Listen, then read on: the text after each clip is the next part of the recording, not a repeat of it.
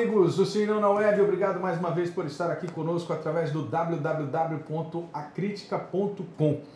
Newton Corrêa, e hoje a gente começa o programa falando de mais uma das inúmeras ameaças que a Zona Franca de Manaus sofre no legislativo, digamos assim, do Congresso, enfim.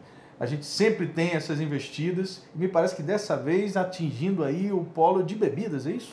É, exatamente. Uma informação que ainda não é de domínio público e a gente teve acesso ontem à tarde por intermédio do discurso do deputado Carlos Souza.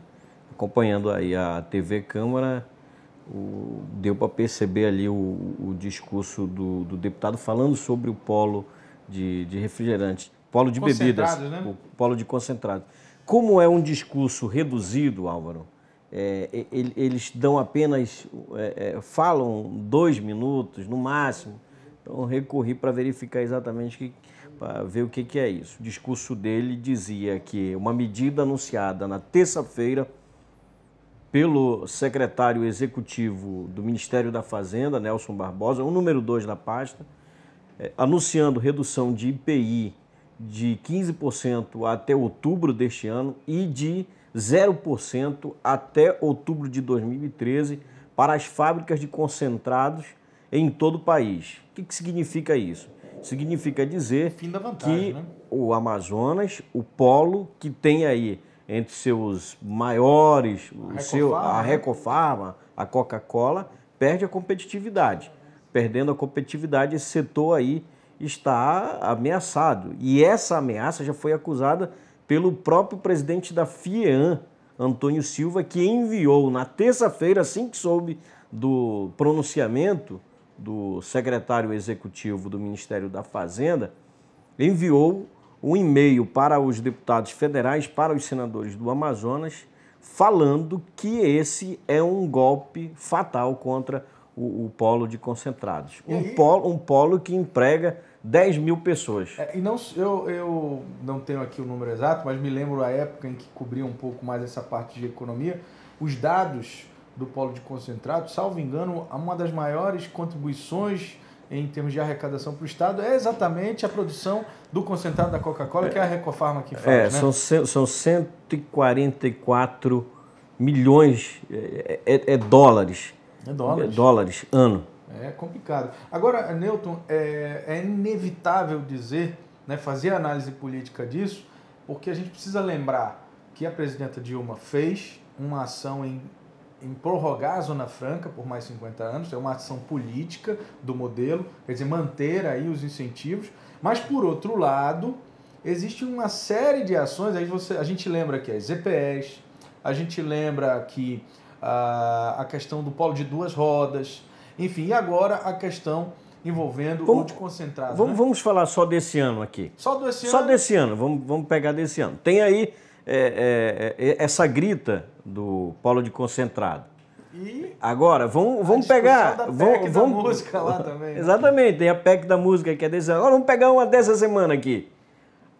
O anúncio de redução do IPI para os automóveis. O Amazonas reclamou que o polo de 2 rodas ficou fora.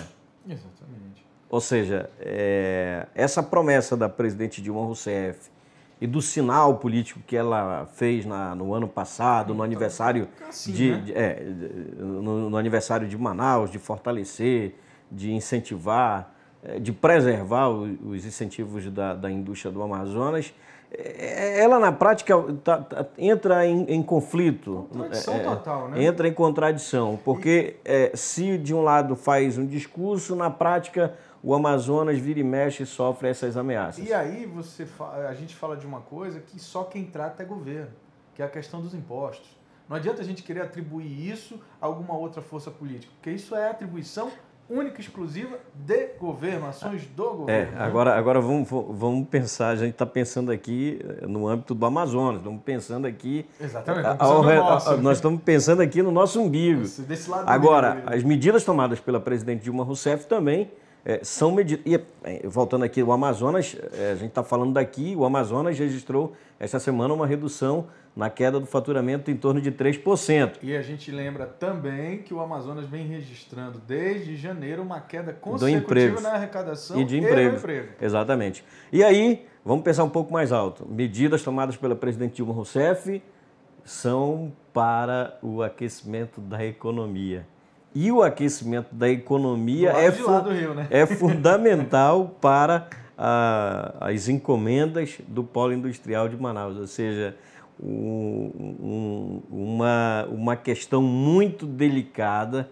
Veja que a presidente, o anúncio do ajuste no IPI do concentrado é uma estratégia do governo para tentar impulsionar o restante do país. Agora, a situação do Amazonas é tão delicada, a excepcionalidade do Amazonas é tão delicada na economia do país que qualquer mexida afeta a Zona Franca de Manaus. Eu não sou economista aqui, nem pretendo fazer nenhuma análise mais aprofundada de economia, até porque eu acho que isso é uma coisa muito complexa da gente tentar resumir aqui. Mas é claro e evidente que o governo está tomando como medida principal a redução de impostos. E que reduzir imposto é um modelo de incentivo que o Amazonas unicamente tinha. Excepcionalmente. Excepcionalmente. Estava sendo aplicado aqui. Ou seja, quando se aplica no resto do país, é óbvio que o reflexo é direto acaba a excepcionalidade. E eu acho que aí os economistas, e eu acho que também é necessário que a nossa bancada consiga levar, porque eu acho que a única forma de desarticular, digamos assim, esse projeto, que é um projeto de governo, não tem jeito, seria a nossa bancada, ao invés de criticar a medida, levar outras soluções que não fossem a redução de impostos, que eu acho que também é uma tarefa dificílima, né? Ver como é difícil a gente comentar essa situação quando a gente sai daqui do nosso campo do estado do Amazonas. Mas a gente não vai deixar de cumprir a nossa tarefa daqui.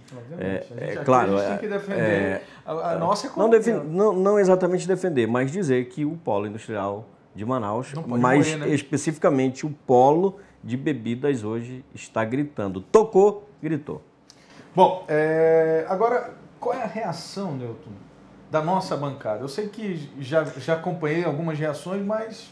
Bem, por enquanto... Enfim, como eu disse, alguém sugeriu alguma solução? Por enquanto só tem o discurso, oficialmente, o discurso de ontem do deputado federal Carlos Souza, que já fez uma indicação à presidente Dilma Rousseff contra a medida anunciada por Nelson Barbosa.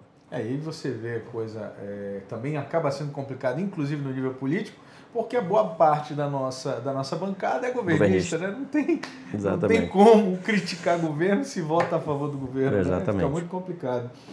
Bom, agora falando um pouco do ambiente político, já que a gente tocou nesse assunto, como é que está a disposição, Newton, com relação à eleição municipal? Alguma novidade essa semana, por esses dias? Olha, tem uma novidade desta semana.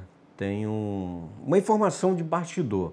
Eu tenho informação, Álvaro, de que o presidente nacional do PMDB, Waldir Raupp, esteve com um cacique do PR para tentar convencer o PR a apoiar o PMDB, tirar a candidatura do deputado federal Henrique Oliveira à Prefeitura de Manaus e para apoiar o PMDB.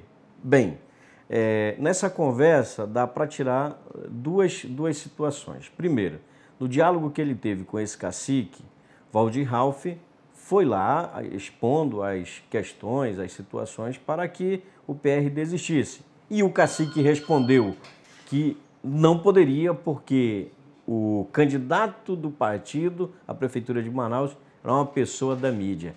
E imediatamente Waldir Raupp retrucou. O nosso também. O nosso candidato também é da mídia. Bom, então aí fica na verdade, um novo cenário, né, Nilson? Porque a gente está falando aqui, né, do PR de Alfredo Nascimento se alinhar aqui para uma candidatura única com o PMDB do senador Eduardo Braga. Ou seja, Eduardo Braga e Alfredo Nascimento marchando juntos na sucessão municipal. É exatamente isso. Então tem nessa sequência aí dos sinais que essa conversa trazem, né? Esses sinais.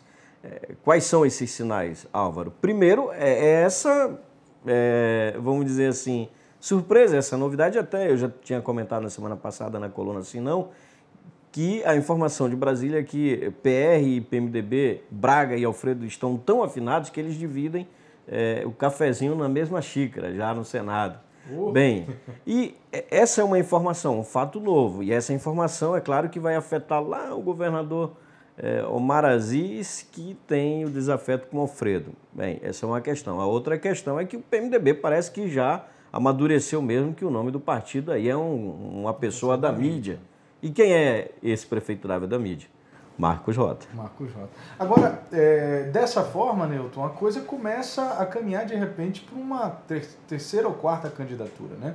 Porque a gente tem o candidato natural da oposição, que é o ex-prefeito Serafim Corrêa, já se alinhando aí naturalmente com o PSDB. Você tem o candidato, digamos assim, da situação prefeitura, que seria amazonino alinhado com o governo, não se tem um nome, Amazonino nega que seria candidato, mas eles já conversam aí numa possibilidade, e a gente conversou acho que até ontem sobre isso, né, a possibilidade de Amazonino apoiar uma indicação de Omar Aziz. E aí entra esse terceiro nome é isso, né? Terceiro nome, que seria um candidato já envolvendo as indicações de Alfredo Nascimento. Uma costura com o PR. Com o PR. Que passa a ser um corpo estranho nessa articulação. Você vê que. Uma cisão no grupo ali, né? Você vê que é um cenário altamente indefinido, onde tudo pode acontecer. Isso aqui a gente fala mais uma vez, são conjecturas, né? A gente analisa o andar da carruagem. E eu cubro política há mais de 20 anos. Eu te confesso que num cenário tão indefinido eu nunca vi aqui no Amazonas. Geralmente você tem, com um mês de antecedência, os candidatos já, os nomes postos. Mas agora a gente está percebendo que vira e mexe tem uma novidade nesse campo aí. Mas eu acho que a indefinição parte exatamente da indefinição dos agentes, né? Exatamente. Nem eles decidiram o que eles querem fazer ainda. Tá certo, então, Se Não Na Web vai ficando por aqui. E não esqueça de compartilhar na sua rede social, através do Twitter, do Facebook, para que outras pessoas também possam acompanhar o Se Não Na Web. Um grande abraço. Até amanhã.